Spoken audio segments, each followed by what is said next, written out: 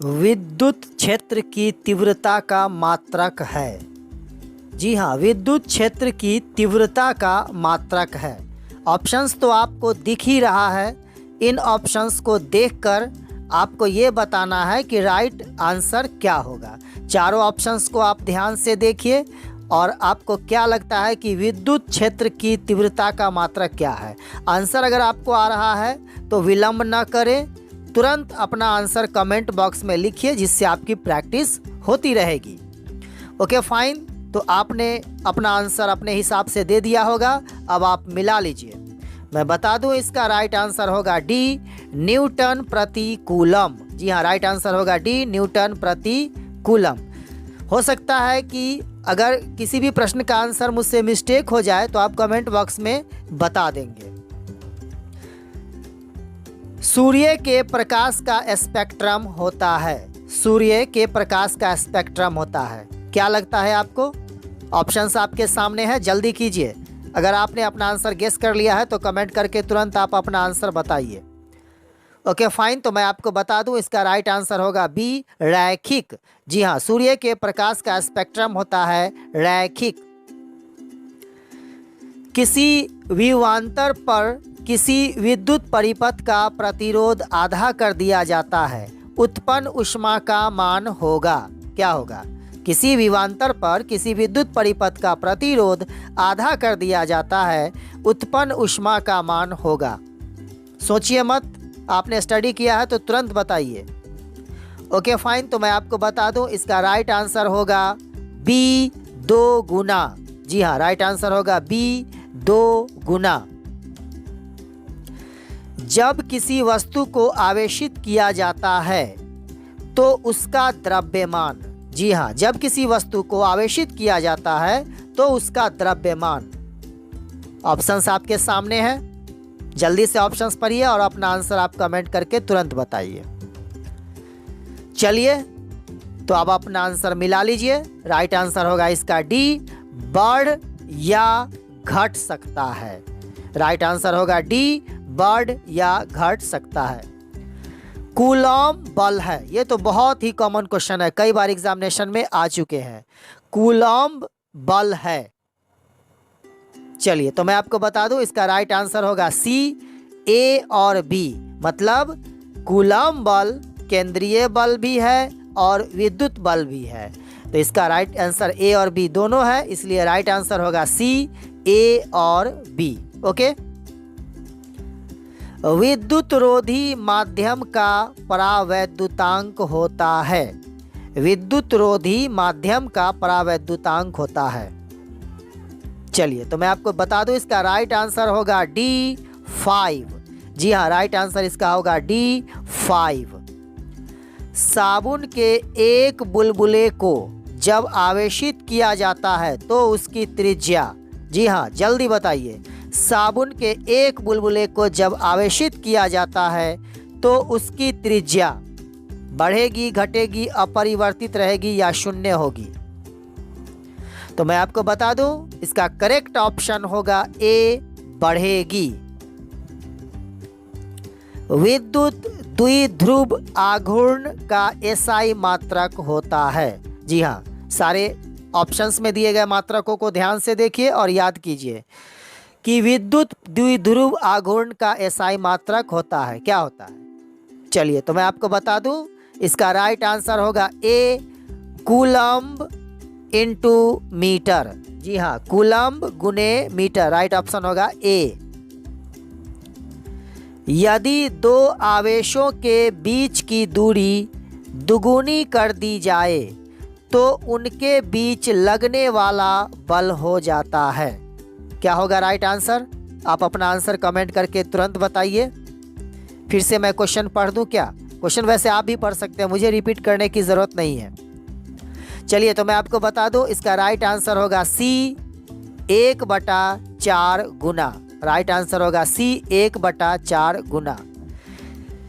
किसी अचालक पदार्थ के गोले को आवेश देने पर वह विपरीत होता है।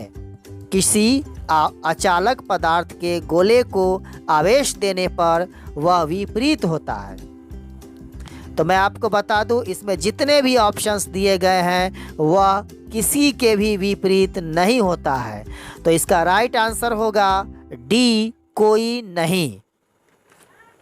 बढ़ते हैं हम लोग अगले क्वेश्चन की ओर। एक वैद्युत द्विध्रुव एक पृष्ठ से घिरा हुआ है, पृष्ठ पर कुल विद्युतीय फ्लक्स होगा, क्या होगा? एक वैद्युत द्विध्रुव एक पृष्ठ से घिरा हुआ है, पृष्ठ पर कुल विद्युतीय फ्लक्स होगा। बताइए क्या लगता है आपको आंसर? आपने स्टडी किया है अगर ध्यान से तो आप अपना आंसर बता सकते हैं, या आपको क्या लगता है तो आप अपना आंसर कमेंट करके नीचे बताइए। चलिए तो मैं आपको बता दूं, इसका राइट आंसर होगा बी, 0। अब आप अपना आंसर मिला लीजिए कि आपने सही दिया है या गलत। तो राइट आंसर होगा इसका बी, 0। किसी वस्तु का परावैद्युत स्थिरांक हमेशा अधिक होता है। जी हाँ, किसी वस्तु का परावैद्युत स्थिरांक हमेशा अधिक होता है। क्या लगता है आपको राइट आंसर क्या हो सकता है?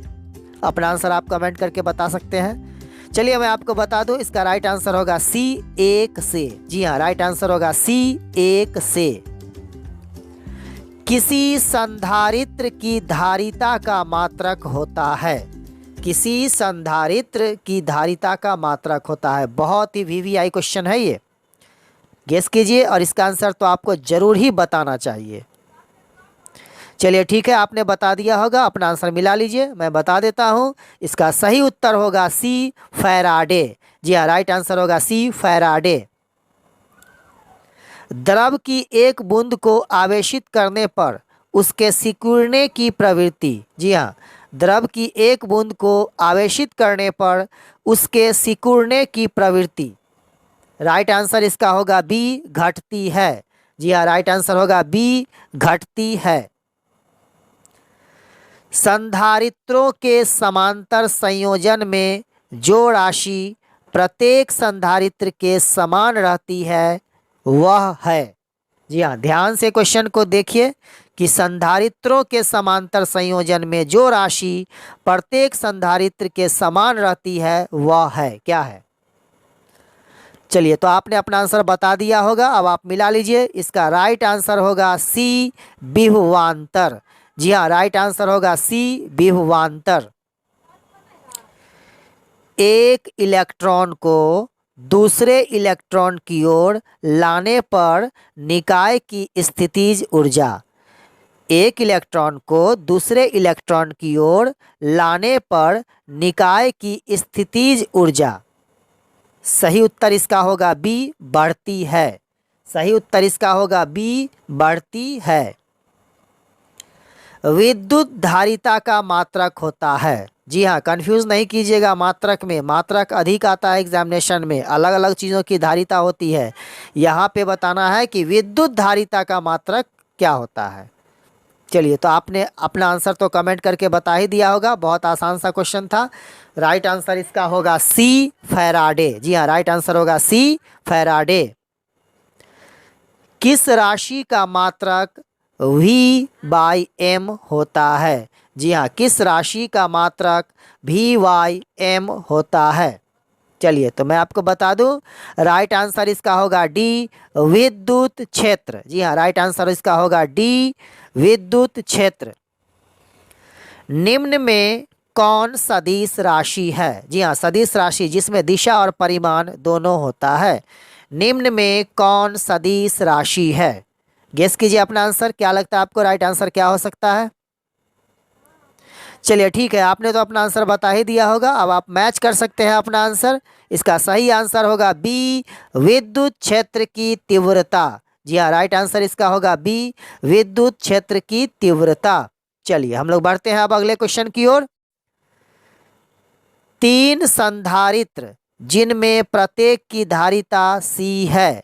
3 संधारित्र जिनमें प्रत्येक की धारिता C है, श्रेणी क्रम में जुड़े हैं, उनकी तुल्य धारिता है।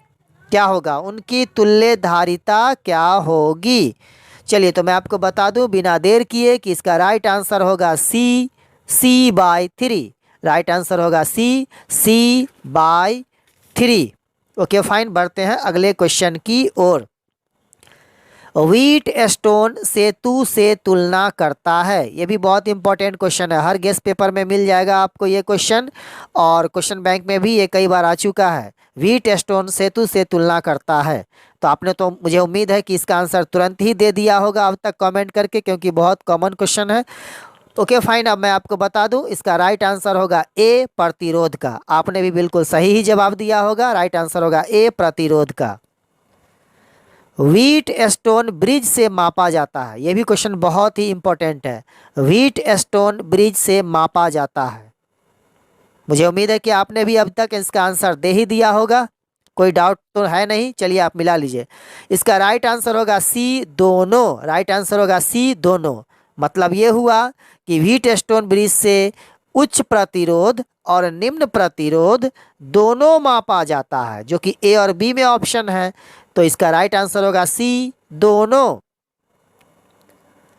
विशिष्ट प्रतिरोध या प्रतिरोधकता का एसआई मात्रक है। विशिष्ट प्रतिरोध या प्रतिरोधकता का एसआई मात्रक है। ये तो और भी आसान क्वेश्चन है, आप तुरंत कमेंट करके बता सकते हैं। चलिए मैं आपको बता दूं, इसका राइट आंसर होगा ए, ओम मीटर। राइट आंसर होगा इसका ए, ओम मीटर। 1 फैराडे बराबर होता है। 1 फैराडे बराबर होता है। चार ऑप्शंस को जरा गौर से देखिएगा। यूनिट सभी में क्वांटिटी एक ही है, लेकिन यूनिट सबके अलग अलग है। यहाँ पे आप कंफ्यूज हो सकते हैं, थोड़ा ध्यान से आंसर कमेंट बॉक्स में लिखिएगा। चलिए, तो आपने आंसर लिख दिया होगा अपने दिमाग से। अब मिला लीजिए कि आपने सही लिखा है या गलत। तो मैं आपको बोल दूं, इसका सही आंसर होगा बी। बी इसका राइट आंसर होगा 96,500 कूलम। जी हाँ, सही आंसर होगा इसका बी। धात्विक चालकों का ताप बढ़ने पर उनका प्रतिरोध। धात्विक चालकों का ताप बढ़ने पर उनका प्रतिरोध क्या होगा, क्या लगता है आपको? चलिए मैं आपको बता ही दूं, इसका राइट आंसर होगा बी, बढ़ता है। राइट आंसर इसका होगा बी, बढ़ता है। जी हाँ, धात्विक चालकों का ताप बढ़ने पर उनका प्रतिरोध, रेजिस्टेंस बढ़ जाता है। तो इसका राइट आंसर हो गया बी, बढ़ता है। Thank you very much. ये 25 इम्पॉर्टेंट क्वेश्चन थे, गेस क्वेश्चन थे ऑब्जेक्टिव फिजिक्स का क्लास 12 के लिए। उम्मीद है कि आपने अच्छी से तैयारी की होगी। अगर आपको लगता है कि इस तैयारी को और भी बेहतर करें, तो आप स्क्रीनशॉट ले करके क्वेश्चन को सेव भी कर सकते हैं, या नहीं हो तो आप नोटबुक में क्वेश्चन और ऑप्शंस को नोट कर सकते हैं और अपनी तैयारी कर सकते हैं, या वीडियो डाउनलोड करके बार बार देख सकते हैं। बाकी मेरी सारी वीडियो तो ऑलरेडी अवेलेबल है। बेहतर होगा कि आप मेरे चैनल पे जाके प्ले लिस्ट पे क्लिक करें ऊपर, और प्ले लिस्ट पे क्लिक करेंगे तो सारे सब्जेक्ट के अलग अलग वीडियो आपको आसानी से मिल जाएंगे। Thank you very much, wish you all the best. आशा करता हूँ कि आपके आने वाले भविष्य और आपका एग्जामिनेशन अच्छा होगा। Thank you very much, wish you all the best.